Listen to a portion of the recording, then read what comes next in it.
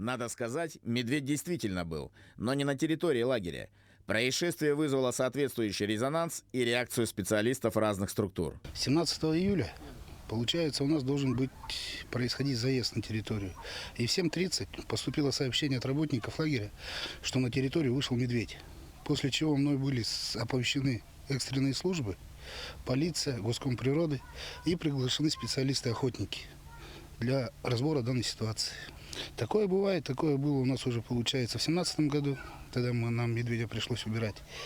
Ну и вот нынче вышел. От специалистов получено заключение, что данный медведь угрозы не приносит. В августе начнется активный сбор ягод и кедровой шишки. К этим местам подтянется и хозяин тайги. Бывалые лесники уже знают основные правила безопасности при встрече с косолапым. Но для тех, кто впервые захочет совершить поход в лес, особенно в этот период, нужно обязательно подготовиться.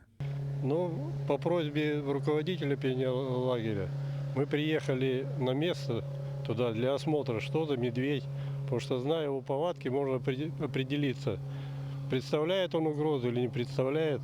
Это видно по его поведению, как он там себя вел. Предположительно, переплыл с той стороны. Ему надо было на другую сторону речки, он, можно назвать, заблудился. Зашел на территорию, понял, что не туда, спокойно вышел и пошел вверх по речке. Ну, территорию практически обследовали вверх до финских домиков, даже дальше, где заканчивается забор. Там следы не были обнаружены, так там песок был, видно было, что не было медведей. Ниже прошли до ЛЭП, получается. И посмотрели дорогу, которая идет на дачный поселок. На свежих следов не было обнаружено. Так что возможно было то, что медведь мог уплыть обратно, на обратную сторону, ну или ушел через лес. Вот по якутской трассе, да, река, Рига, кормят медведей.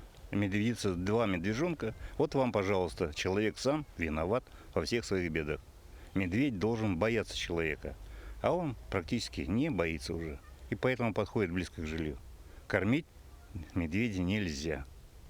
В данное время детям и взрослым в лагере ничего не угрожает, и заезд второй смены состоится с продлением даты закрытия, где всех ждут только здоровье, хорошая погода и положительные эмоции.